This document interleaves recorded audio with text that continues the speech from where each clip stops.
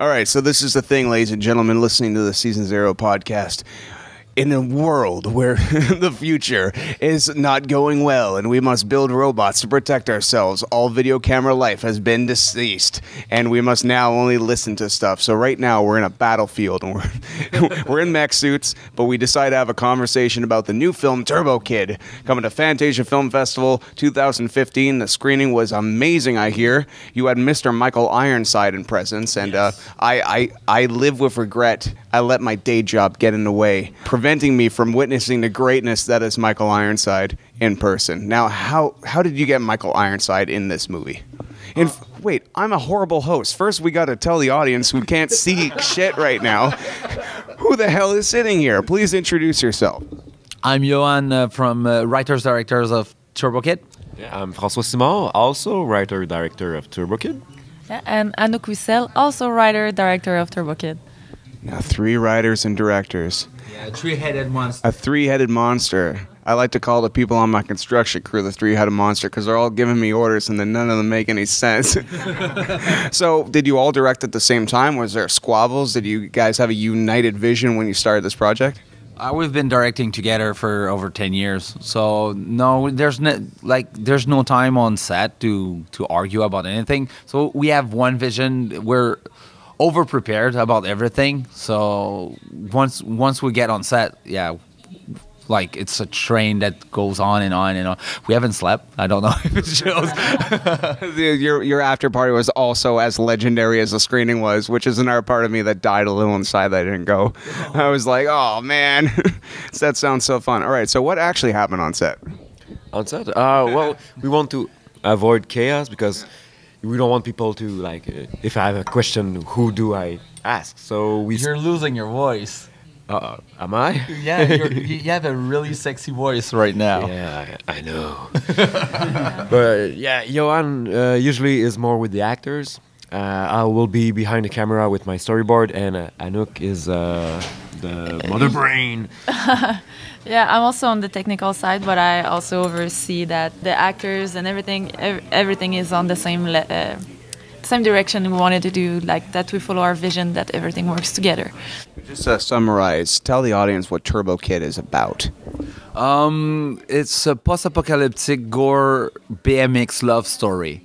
It's a boys meet girl, coming of age, superhero, over the top craziness of stuff. Now, you guys pretty much came from the same childhood range of cartoons and pop culture I came from, because when I saw this trailer, I got a little hard. I'm not gonna lie. So, yes. And that's what everyone's saying. It's like, oh man, you gotta see this trailer. You gotta see this trailer. It's pretty much like it's porn for geeks, really much. Like when you see what kind of trailer that is. How did Turbo Kid come about, man? And how did this version of this movie come into 3 heads, not just 1 head, 3? We wanted to do a post-apocalyptic short film forever, and so we did Tears for Turbo for ABCs of that. Then Ann Timpson of ABCs of that said, do you want to turn this into a feature? And we said yes. And then we met I'm doing like the super fast version of that story. Then we met our Canadian producer, Anne-Marie Gélina. And then the whole team was together, so we started making it. I think we did it as a vision of, it's a love letter to our childhood. It's a love letter to ourselves when we were kids in our PJs watching cartoons on the Saturday morning with way too sugary cereal. And sure, when you were children, yeah. Yeah, like you don't do that at all anymore. Yeah, nothing has changed.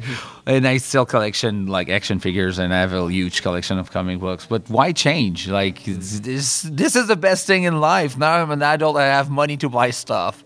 No, actually I'm broke. But this film broke you.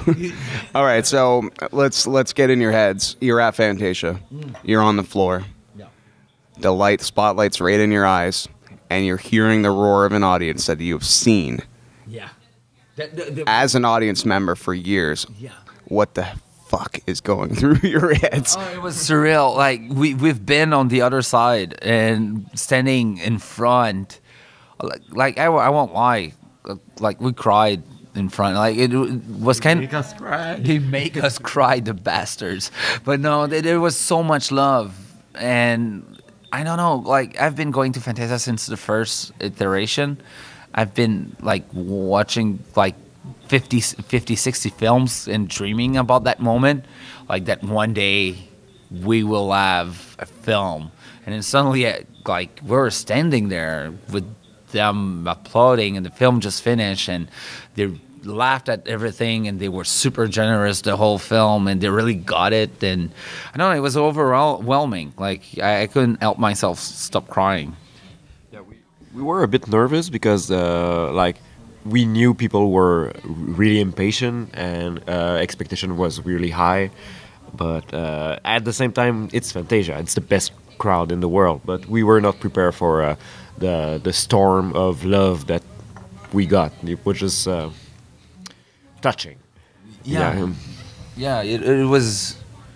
It's hard to describe. It was kind of surreal. Like I still have, like I haven't come to terms with all the feelings I got. It was just so magical and beautiful, and like it was physical. Yeah, I'm going to cry again.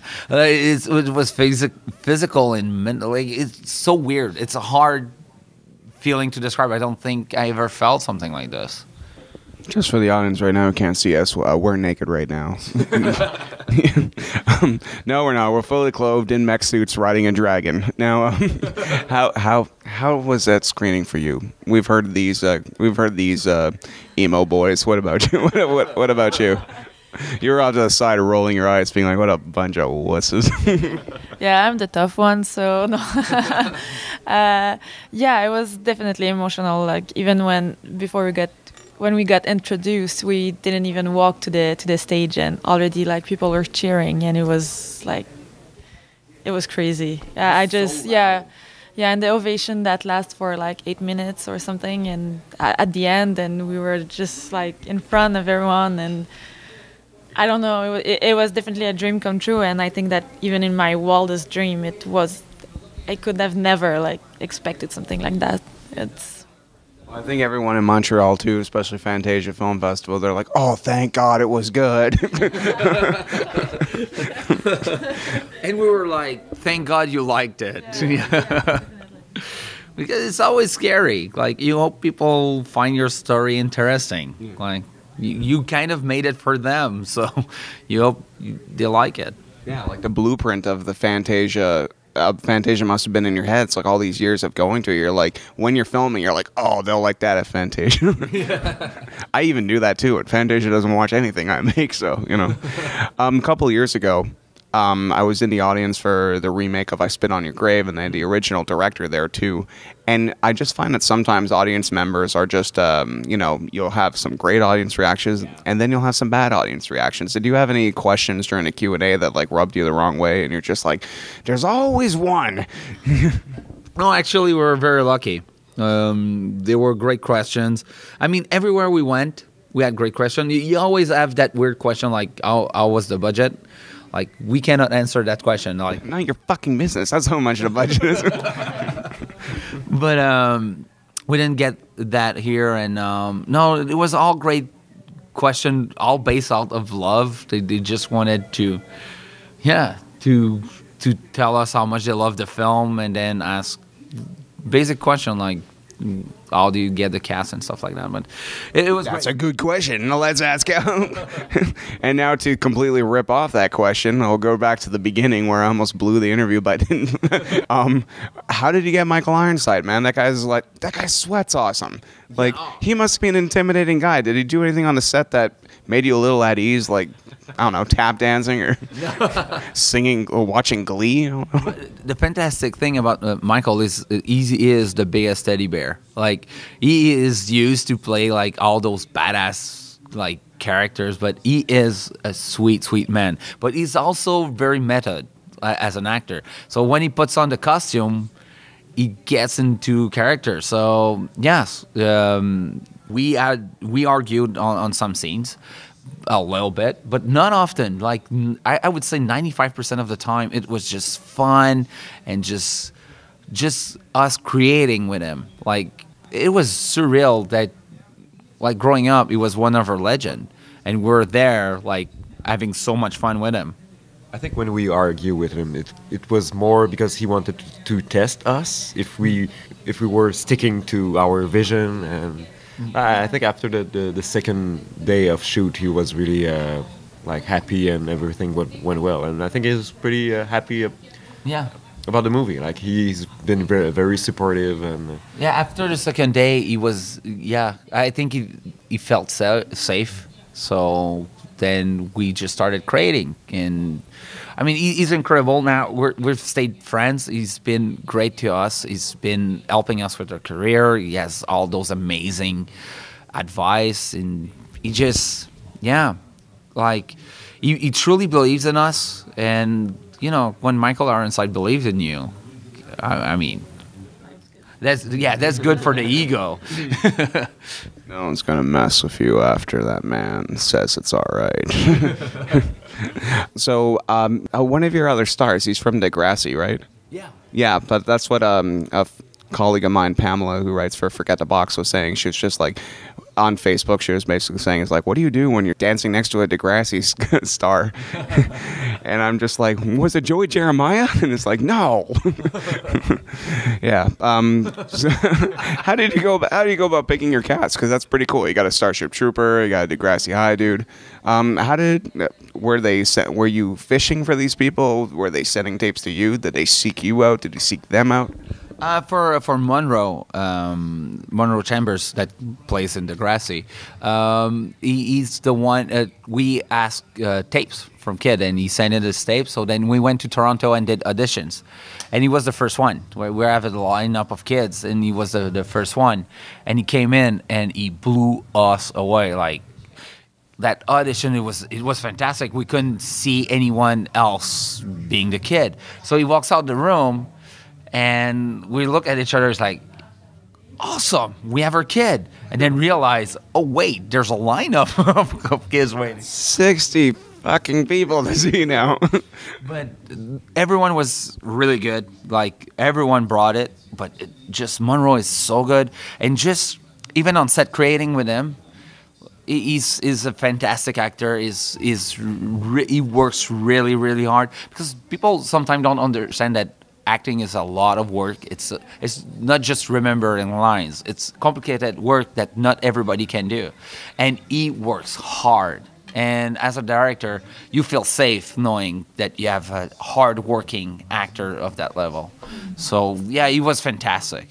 He brought a lot to the character. Now, where do you want the future for this movie to go? What do you want people to do? Do you want them to just watch, share, love, buy? Like, we want people to go out of that of a screening with a huge smile. We want them to be a little bit nostalgic as well.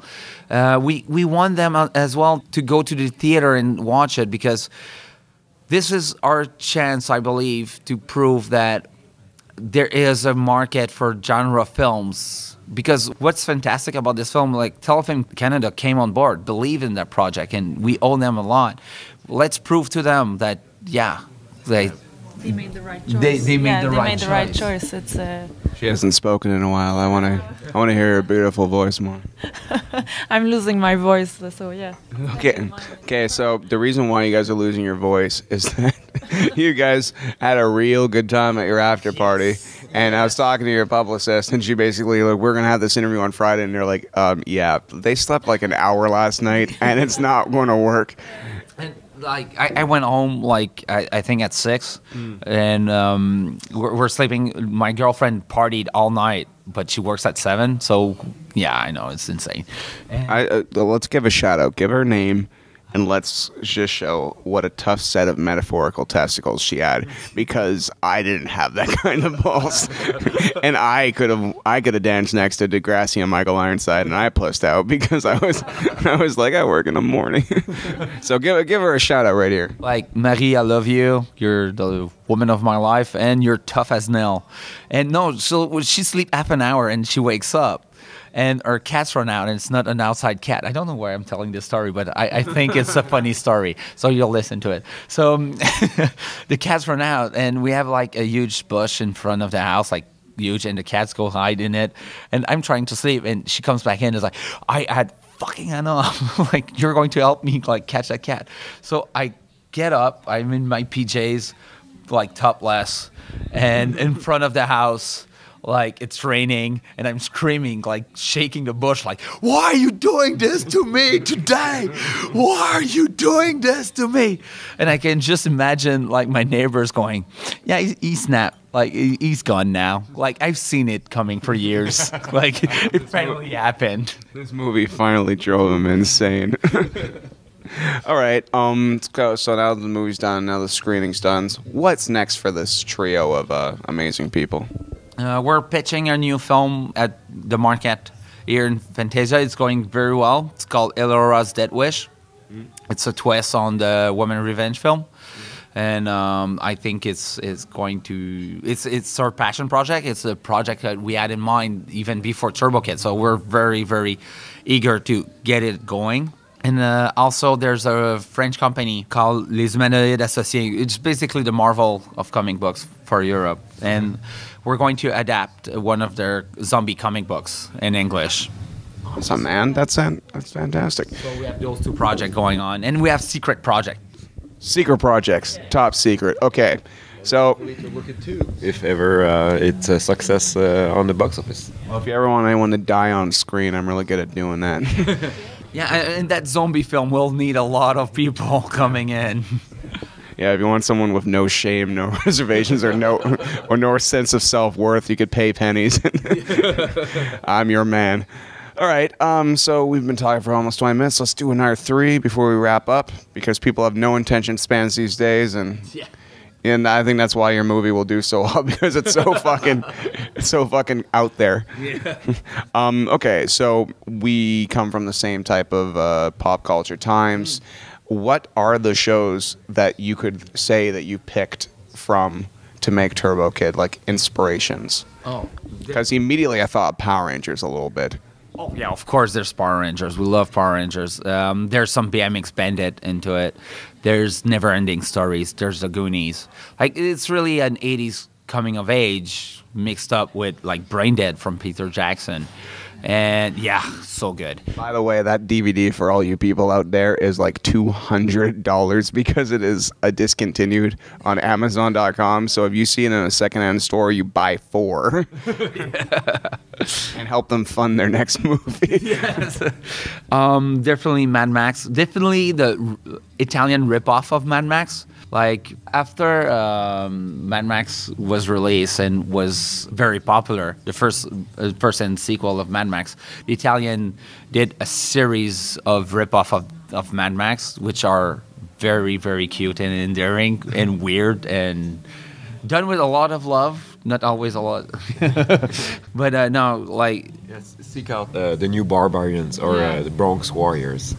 Yeah. It's pretty good. Great films. And also video games. We have to say Mega Man and Zelda. Like, oh my god. Mega Man X, that's my love. Oh man, Super Nintendo. Yeah, Mega Man X. well, yeah, we love both. Yeah. Okay. Yeah, also maybe a movie for kids from Quebec that was called The Dog That Stopped the War. And Gem, there's a bit of Gem in it. Gem in the Holograms. Did a little part of you die when you saw that new trailer where it's Gem in name only and nothing else? Yeah, No, I have nothing else to say about it. Okay, you're in the industry and you have a career. Yeah. I don't, so I will shit on this movie. I'm just gonna be like, it's kind of funny. It's like if someone's little brother peeked in a room at the cartoon for about 10 seconds 20 years ago and then wrote a screenplay based on this information. That's pretty much it. There's a chick with pink hair in it. That's the movie, right? Whatever.